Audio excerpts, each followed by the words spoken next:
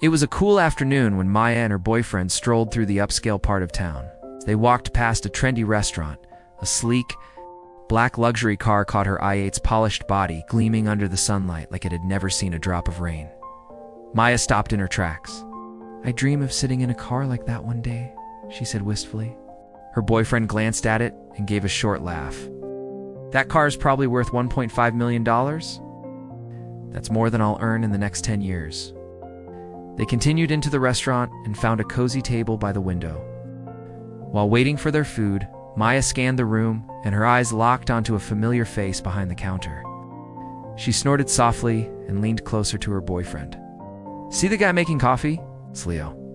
We went to high school together. Used to write me poems and follow me around like a lost puppy. Total oddball," her boyfriend smirked. "Looks like not much has changed." Fueled by arrogance, Maya got up and walked over to the counter. "Leo," she said, loud enough for people nearby to hear, "you're still making drinks? Yes, some things never change." Leo looked up, smiled gently, and said, "Hi, Maya. I hope you're well."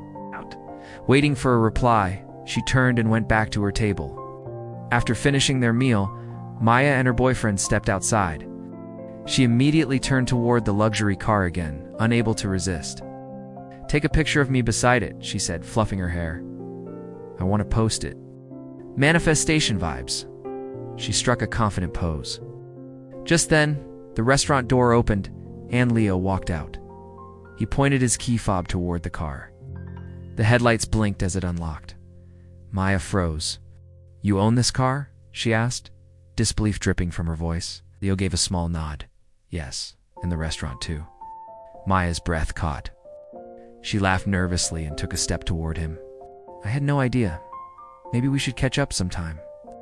Leo looked at her for a long moment. There was no anger in his eyes, no pride, just calm clarity.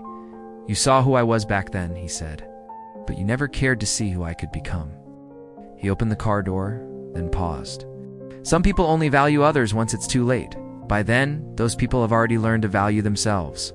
With that, he got in and drove away. Maya stood on the curb, not stunned by the car or the wealth, but by something heavier, the realization that the person she dismissed had not only surpassed her expectations, but had grown far beyond the need for her approval.